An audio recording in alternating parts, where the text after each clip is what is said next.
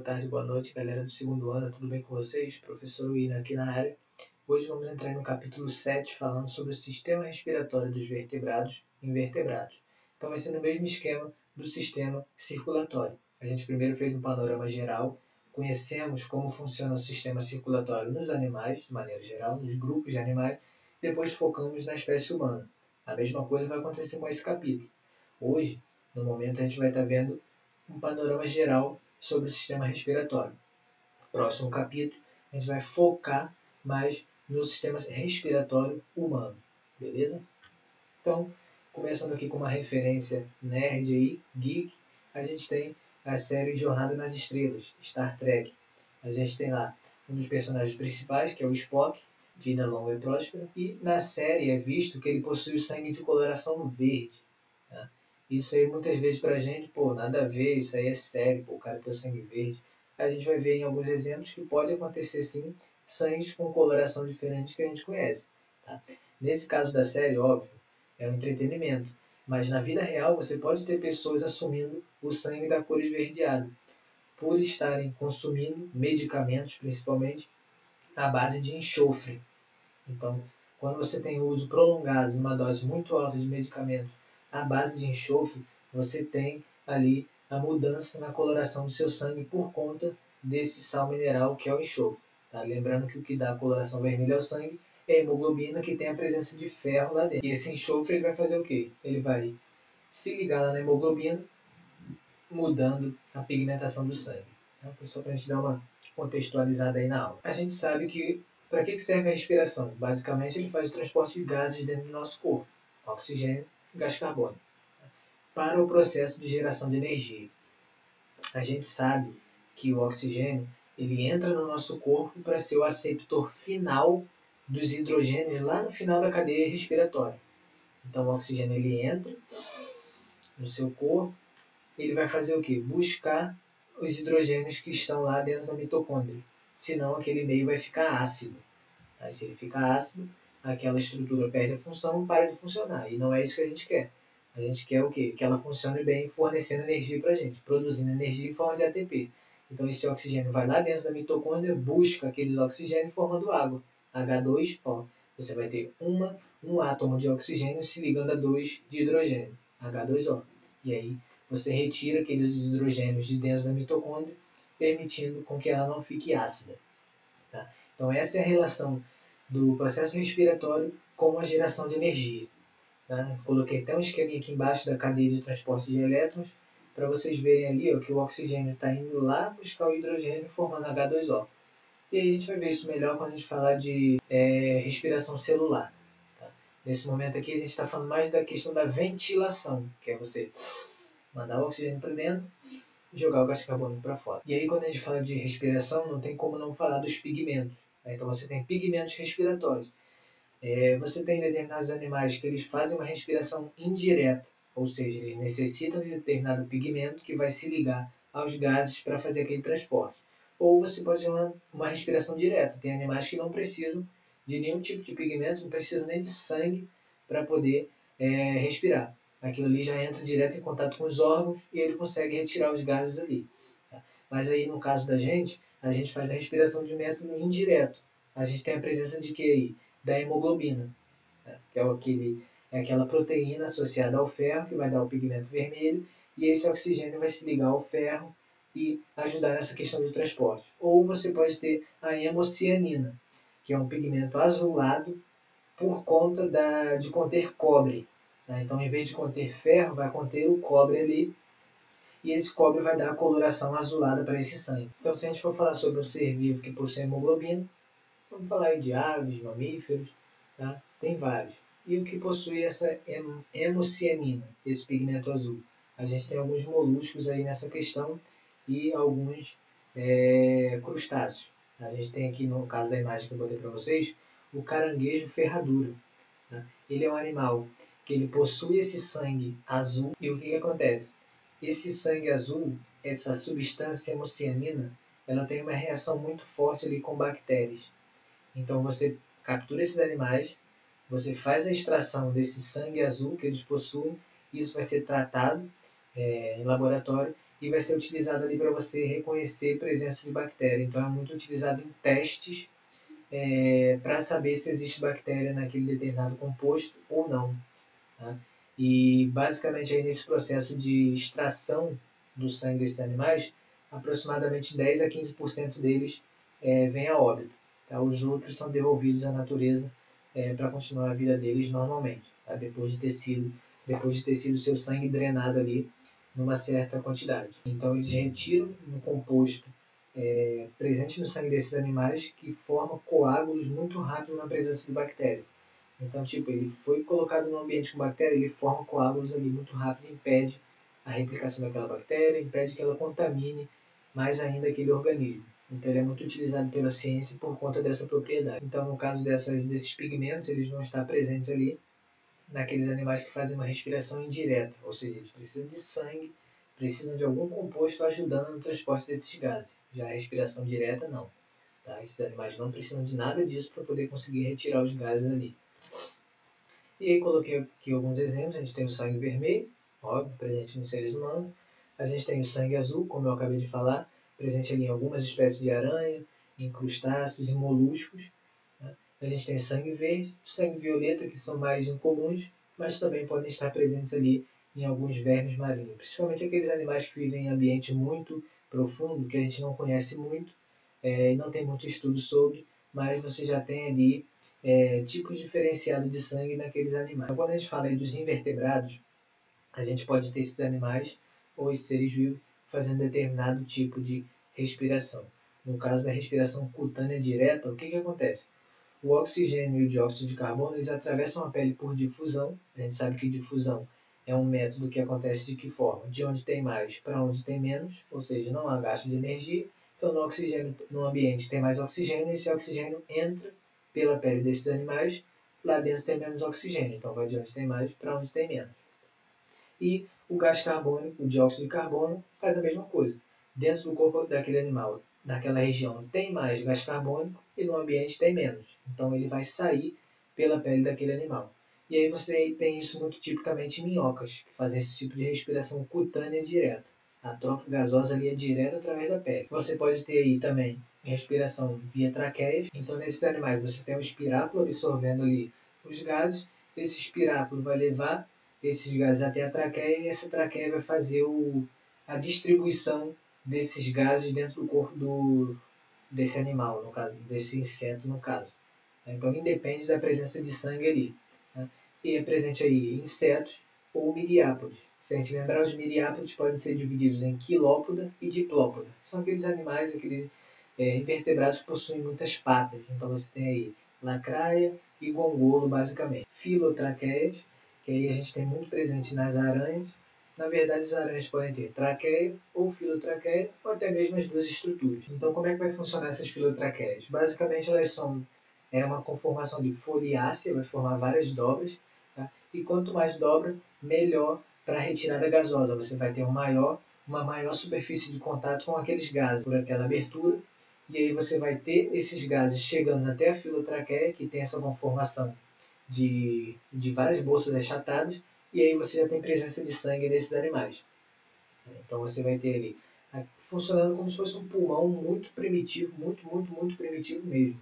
Ele vai aumentar a superfície de contato e com isso você consegue ter ali uma melhor absorção quando se fala de gases, tanto de dentro para fora quanto de fora para dentro. E aqui a gente tem na imagem toda a estrutura de uma aranha, toda a anatomia de uma aranha. Então aqui embaixo você tem ali a filotraqueia. Na verdade ele não chega nem a ter um espiráculo, uma abertura para aquela matéria gasosa entrar.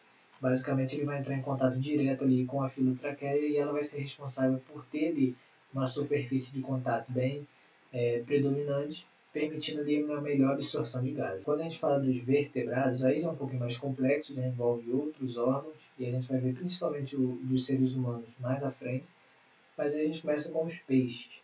Lembrando que a gente tem diferença entre respiração de peixe ósseo e de peixe cartilaginoso. Mas, de certa maneira, tudo feito por brânquias. Então, essas brânquias elas vão estar ali na região da cabeça daquele animal, né, e vai ser responsável ali por as trocas gasosas. Então, vai fazer, é como se fosse, essas brânquias vão conseguir retirar o oxigênio presente na água.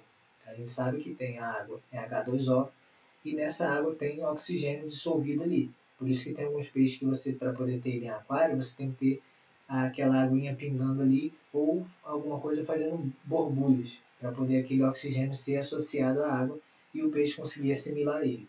Então, por isso também que se pede, toda vez que vai comprar um peixe, para olhar para as brânquias dele.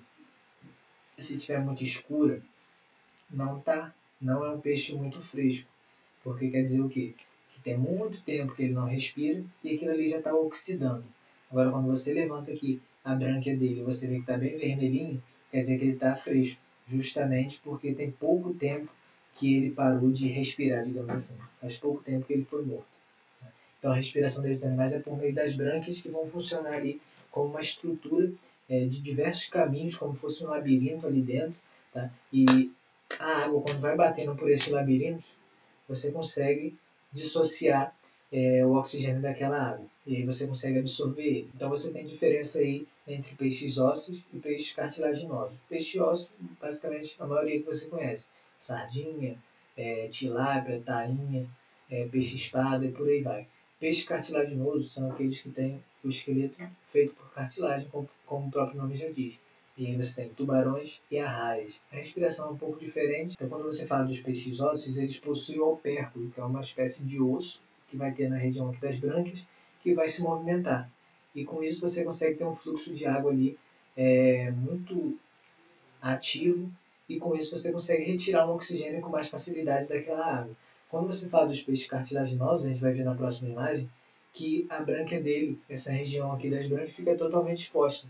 Então ele precisa de um fluxo contínuo de água entrando pela boca para ele poder conseguir respirar. É por isso que geralmente falam que os tubarões eles não dormem, eles não podem ficar parados, porque senão aquela água para de entrar pela boca dele e aí ele não consegue retirar o oxigênio da água e aí ele não consegue ter respiração celular e aí ele morre. Então a gente tem que estar sempre em movimento, sempre nadando para poder ter fluxo contínuo de água pela boca dele. Né? E os peixes ósseos eles possuem bexiga natatória. O que é isso? É uma região no corpo deles que vai ser uma espécie de saco, como se fosse uma bolsa lá dentro, na verdade, que vai se encher de ar e vai fazer o controle gravitacional daquele peixe, digamos assim. Então, quando aquela bexiga natatória está cheia, né, tá inflado, o ar ele é bem, como é que eu posso dizer, a densidade dele é bem baixa, então ajuda aquele peixe a flutuar. Quando você tem ela esvaziada, aquele peixe fica com o peso dele normal, ele é mais denso que a água, ele vai afundar. Então ele consegue ter esse controle de movimentação, tá? Subindo e descendo ali naquele corpo d'água. E a gente tem também os peixes dipnóicos, que são chamados peixes pulmonares. Esses já possuem a sua bexiga natatória meio que transformada ali para também retirar o oxigênio da água. E essa bexiga natatória desses peixes dipnóicos, elas vão ter uma modificação ali que elas vão estar muito próximas à faringe. Vão ter uma ligação ali muito próxima com essa estrutura. E realmente vai funcionar como se fosse uma espécie de pulmão primitivo. É por isso que você chama também os dipnóicos de peixes pulmonados, porque essa bexiga natatória sofreu uma modificação e vai trabalhar muito em conjunto ali com a faringe na questão de retirar o oxigênio da água. Aqui a gente tem algumas imagens, ó.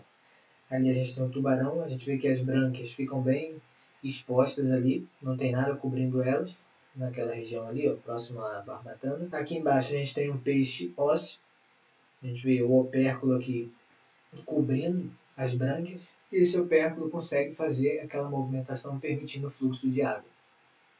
Aqui em cima a gente tem um exemplo de uma bexiga natatória, né, que vai permitir a movimentação desses animais, desses peixes que possuem essa estrutura. E aqui embaixo a gente tem um peixe dipnóico ou um pulmonado. A gente já vê que o corpo dele, a conformação dele é totalmente diferente do peixe comum. Falando um pouco mais sobre os anfíbios, só para a gente diferenciar aqui, anfi significa dois, bios significa vida. Então são aqueles animais que vão possuir um ciclo de vida duplo. Eles vivem no momento em ambiente aquático e em outro momento em ambiente terrestre. Porém, eles dependem muito da água para sobreviver. Então, na fase aquática, que a gente chama de girino, tem até algumas salamandras que são aquáticas, eles fazem respiração branquial. Então, eu trabalhei durante 3 anos com uma espécie de rã touro. Até na imagem ali seguinte, eu trabalhei durante 3 anos com rã touro. E a gente fazia toda a reprodução, criava aqueles animais, fazia alguns experimentos. E na fase de larval ou fase de girino, que demorava ali alguns meses, esses animais eles funcionavam como se fosse um peixe. Eles tinham branquia, eles respiravam por respiração branquial. Quando fazia metamorfose e aquele animal virava um adulto, né, ele fazia todo o processo de metamorfose, depois eu vou explicar no outro slide. Ele assumia ali respiração pulmonar e cutânea. Então ele tem um pulmãozinho lá dentro do corpo dele que funciona bem, mas não é o suficiente para ele se manter. Então ele também precisa das trocas gasosas provenientes da pele. Tá? Então uma vai auxiliar a outra aí.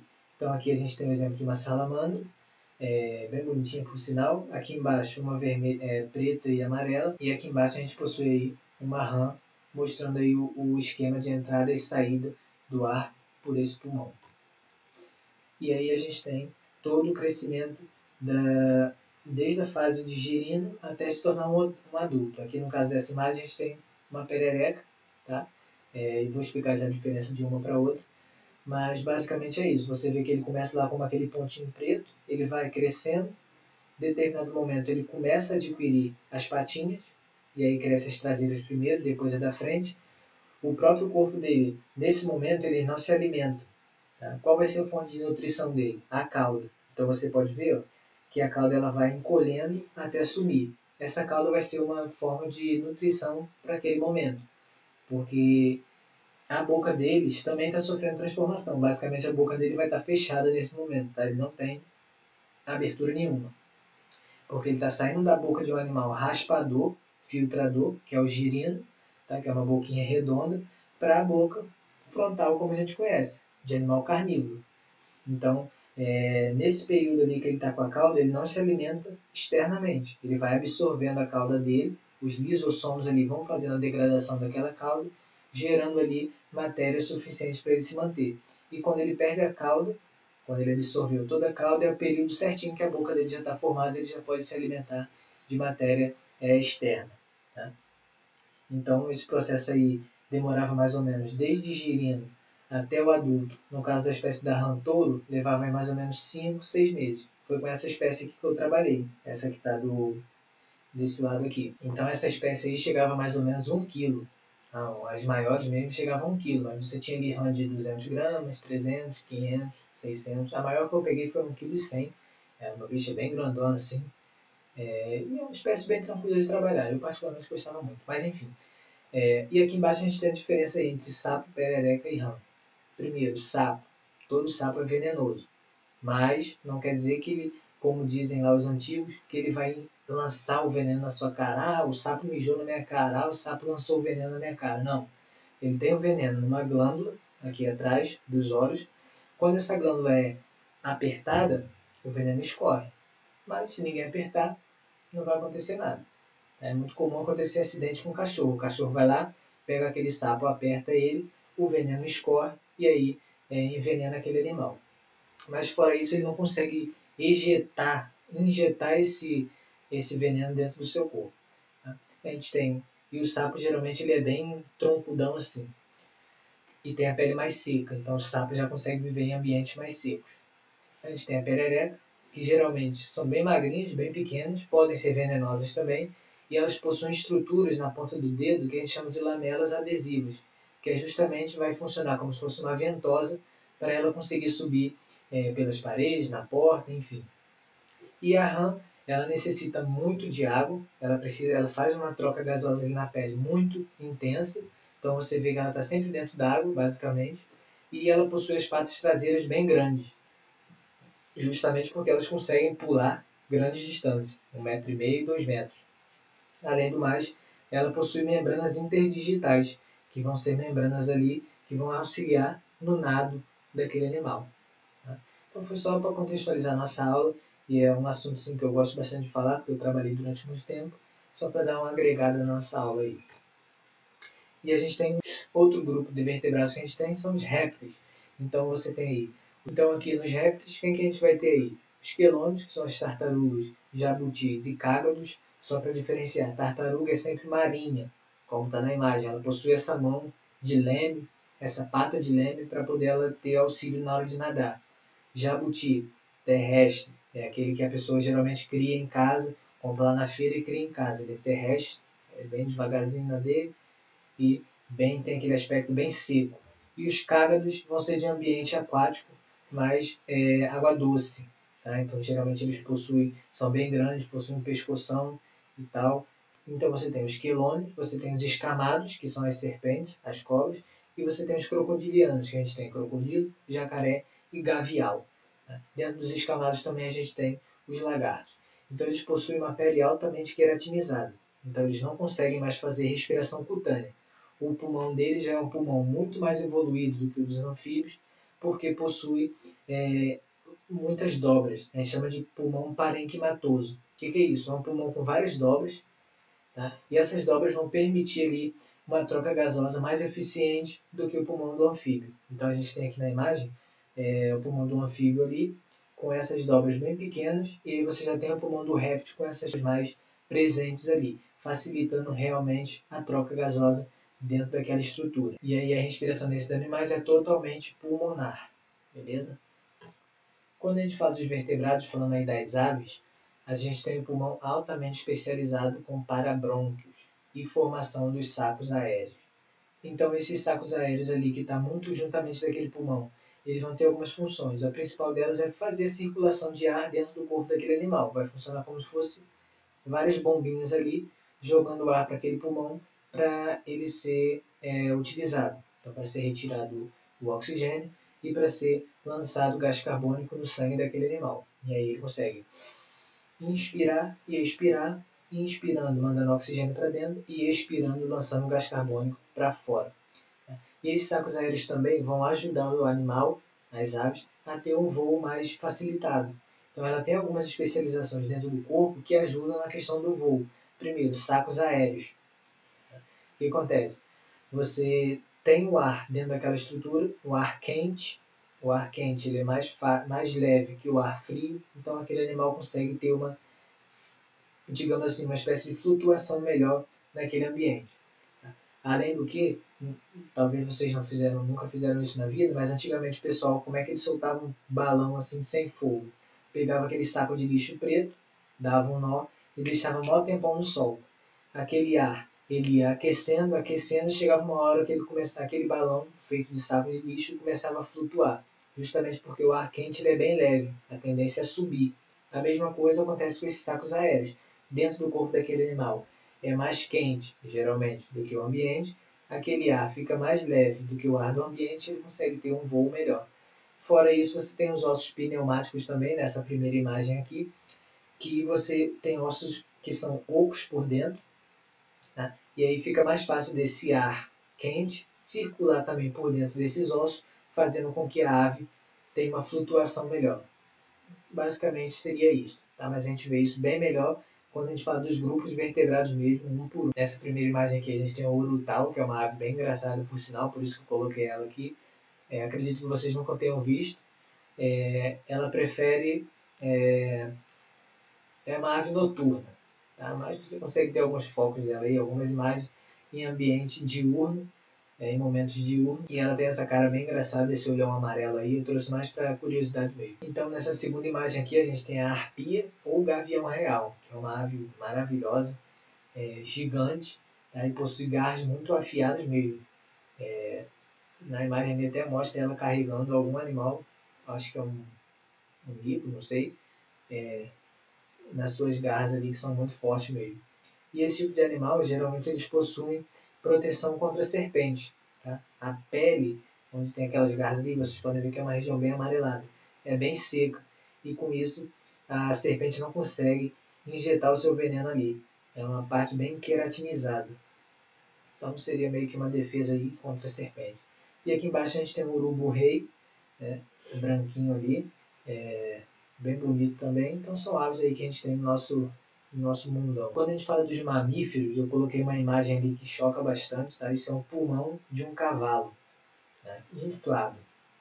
Então, cavalos são animais que possuem um pulmão muito grande, ocupam ali uma grande parte da sua cavidade torácica, porque são animais que precisam de muita energia. Então, cavalo de corrida principalmente. Pô, os cavalos correm muito, eles precisam de muita energia. Essa energia vem da respiração. A respiração ajuda nesse conceito, como eu já falei antes. Então eles precisam ter o pulmão muito grande para você ter uma ventilação muito maior do que uma pessoa, por exemplo. Então o pulmão ele é altamente ramificado, tendo estruturas finais conhecidas como alvéolos pulmonares, que é justamente onde vai ocorrer essas trocas gasosas ali. Você vai ter esse alvéolo envolto ali por capilares venosos e capilares arteriais, que é justamente nessa região onde vai ocorrer a troca gasosa. E por que é nos capilares que ocorre essa troca? Como a gente já viu em matérias passadas, os capilares eles são compostos apenas pelo endotélio. Então, ele vai ter a troca gasosa facilitada por conta dele ser bem mais simples. E aí você tem a ajuda do diafragma e dos músculos intercostais quando a gente fala da questão respiratória. Então, músculos intercostais vão ficar entre as costelas. Então, você tem os músculos ali que eles vão fazer esse movimento.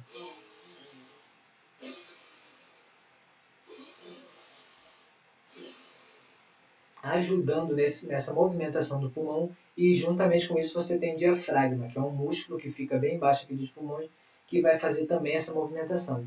Ele vai para cima e ele vem para baixo. E tudo isso é controlado pelo sistema nervoso, tá? Então você vai ter esses mecanismos acessórios da respiração dos mamíferos. E mais à frente a gente vai falar mais especificamente dos seres humanos. Então, galera, espero que vocês tenham gostado. Tentei trazer aí algumas contextualizações para a aula ficar mais tranquila. E no nosso encontro do Zoom, podem ter certeza que a gente vai tirar todas as dúvidas que ficaram aí sobre a matéria. Muito obrigado pela atenção. Até a próxima.